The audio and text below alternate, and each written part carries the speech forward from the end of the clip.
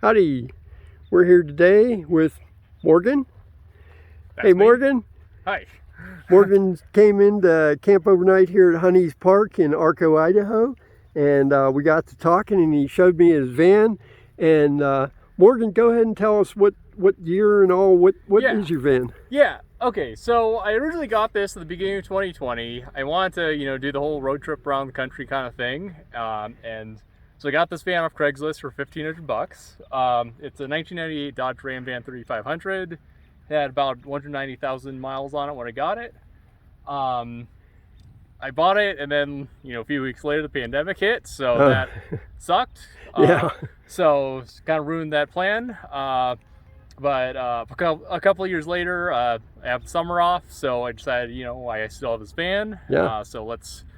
And I still have some of the stuff I got for it, so let's try road tripping. And so that's what I've been doing the last month. Cool. You started out where? I started in Las Cruces. Okay. New Mexico State University, which is where I was going to school. Cool. And so, yeah, I started there, drove to Albuquerque, and then drove to Durango, and then drove to Colorado Springs and Denver, and I saw the Great Sand Dunes. Yeah, I forgot to mention that. And then, spent a lot of time in Colorado, had some family there, and went into southern Wyoming, and then went over to South Dakota to see Mount Rushmore. Cool. And then drove over to Grand Teton National Park in Wyoming. And then, and pretty much now I'm here. So. And how long are you going to be on the road for, do you think? Just summer, so maybe like another month. Okay. Yeah. Cool. I don't really plan that far ahead, so. Well, you definitely impressed me on how you built your van out of just finding things that you could find anywhere and making it livable, very livable. Yeah, I mean, I don't really have any technical know-how. I kind of just did the minimum effort, what I could do, and I just wanted to get out on the road. Sure. As soon as possible. I didn't want to spend so much time, Yeah. So. Can you show us? Yeah, exactly. Yeah. That's great. So, and most of this is just kind of stuff that I had lying around. So, I mean, the first thing you see is those file cabinets. The one on the left, it just stores a bunch of books. The one on the right is mostly, some more books and then food. Do you mind him being in there? That's fine.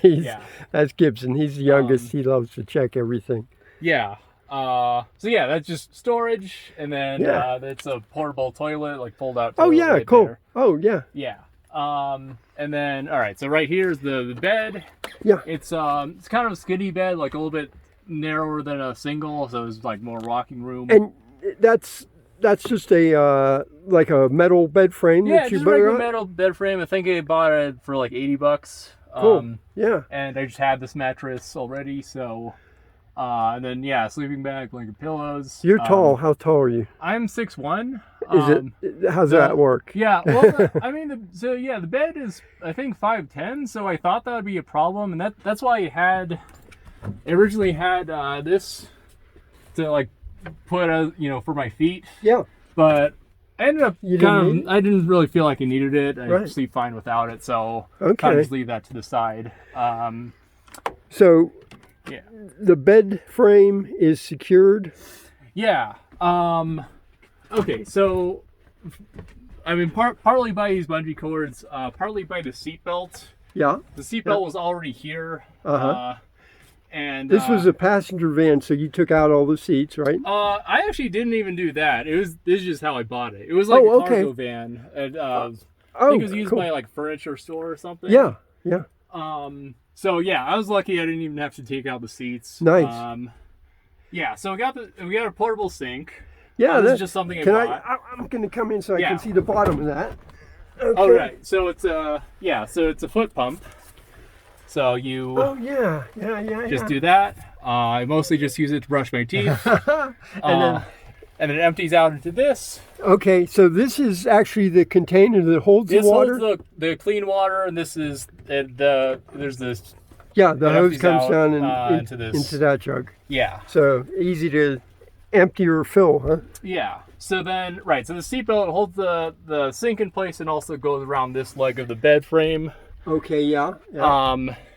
And then also this bungee cord And that goes all the way around. and that holds your storage underneath kind of intact also, huh? Yeah, so that's closed. This is other clothes. That bag just full of jewelry clothes. This Duffel bag of miscellaneous stuff, first aid kit, more water, what have you. And then what I thought was cool, you've got a working area back here. Yeah, I like working. I like reading and doing math work. So that's a folding table.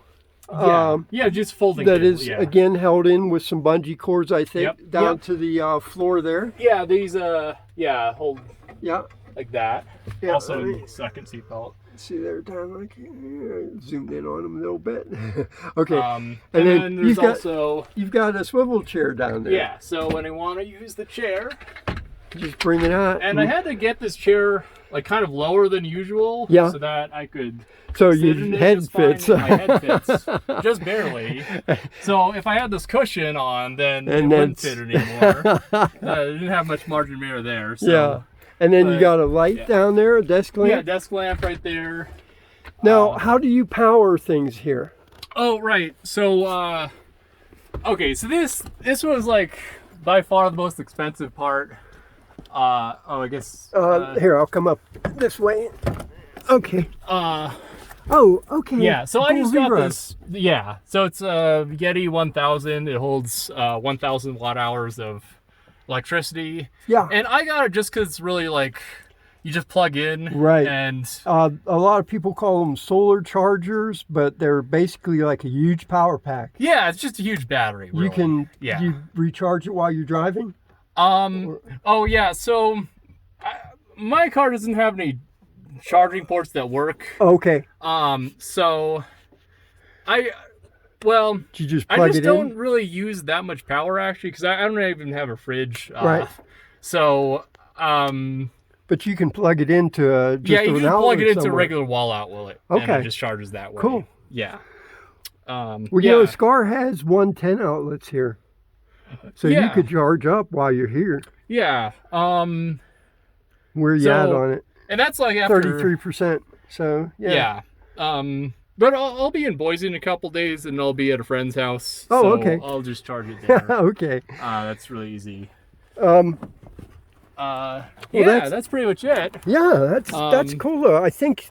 I mean, such an easy build in a way. Just a little bit of planning on fitting things in and making it work for you. Yeah, exactly. And you've got lots of room you can move around in here too. Yeah. Yeah. Yeah. That's when you were in my van, there's not much room at all. Yeah. I mean, I live pretty like minimalistic, when I'm just living at home anyways. Yeah. So this wasn't a big deal anyways. Okay. So. Question. How do you cook? I don't. How do you eat then? So like, I mean like food. Okay. You do easy stuff, right? Yeah, like apples. You sell those bananas. These are just like meal, like meal replacement shakes. Yeah, right. Okay. Yeah. Split bars. I'm into all that stuff too. But yeah. I have a microwave in there behind the. Okay. And that actually that power station is powerful enough to power the microwave. I used to have the smallest microwave. I think it was 0.7 of a cubic foot. Mm-hmm. I had it for the first almost 2 years. I was carrying around with me, and I found that I wasn't using it. I think in 2 years I used it 3 times maybe. Mm-hmm. So it came out because it was taking up room that I could use for other stuff. So do you use your microwave? I used it like once so far. Yeah, I did. I find that, when I was in the house, I used it constantly. When I was in the van, nah. Yeah. Yeah, I don't know. I just don't feel like bringing it all out and plugging it in. Oh, sure.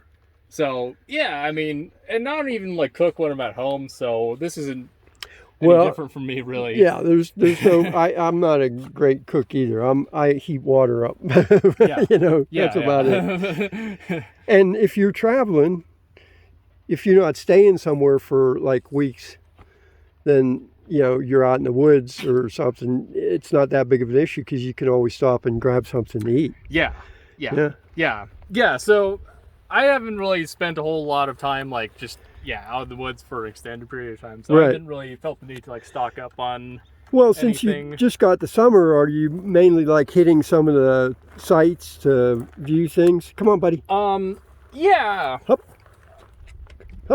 Okay. Yeah, I'm kind of I'm just kind of researching, whatever I can get to a new place. Well, like enjoying the sights and hitting like some national parks, or like you said, you're going to Craters of the Moon tomorrow.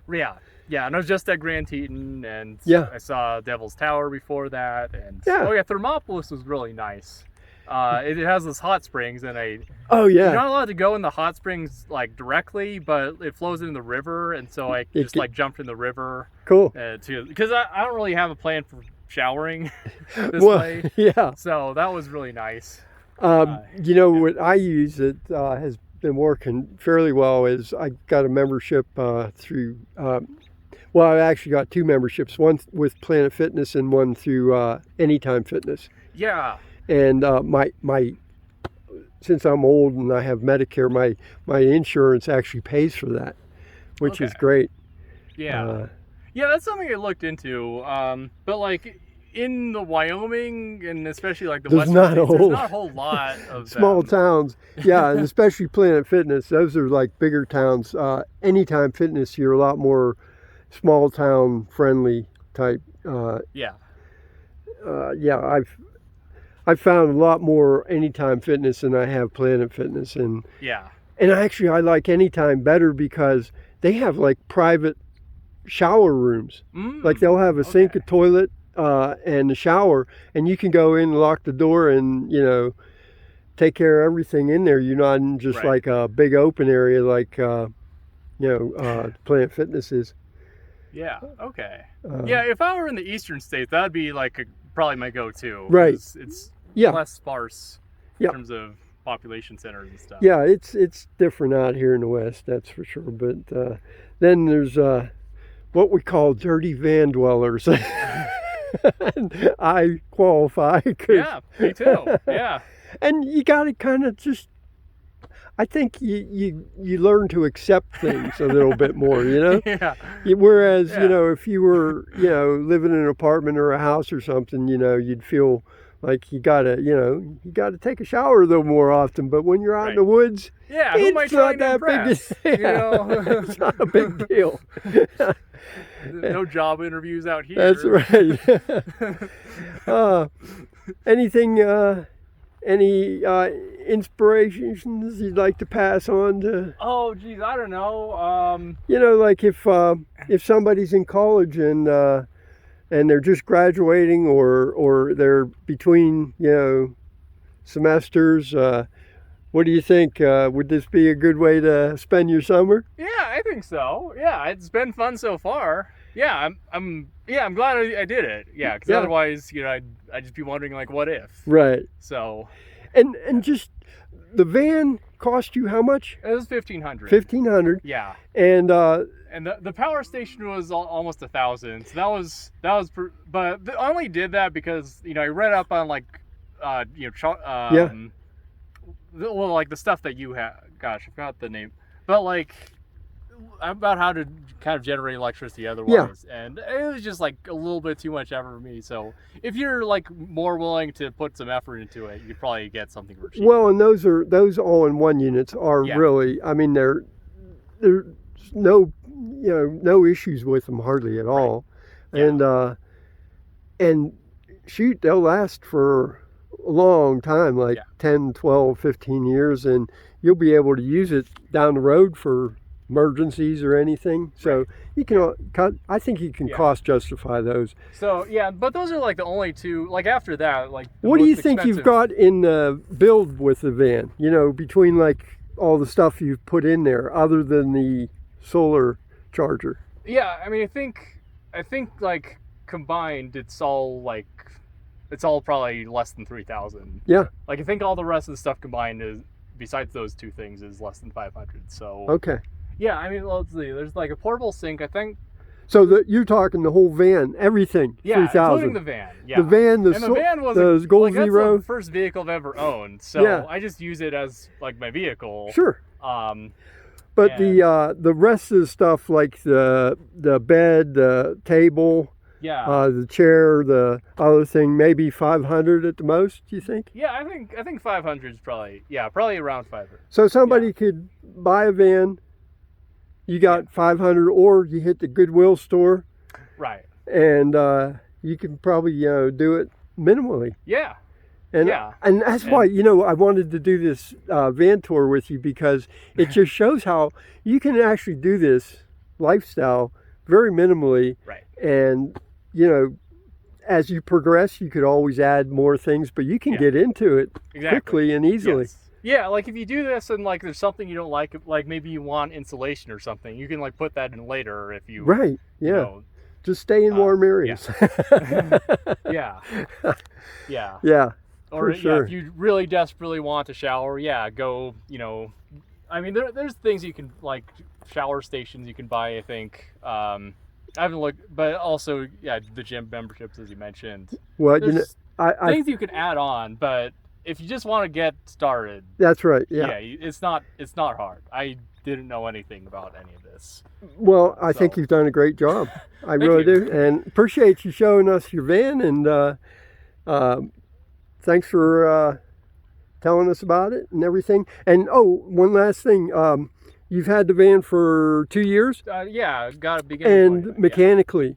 Oh, yeah. Any problems? So, so there was one problem. It was the alternator went out a couple weeks ago when I was in Denver, and that sucked. And it turns out the alternator and the serpentine belt also had a problem with it. Okay. So I had to get that replaced. That cost $650. So that was. So it's always good to have like a little backup savings, that maybe $1,000 at least. Right. For any kind of unknown situation you might get into, or have a credit card or something.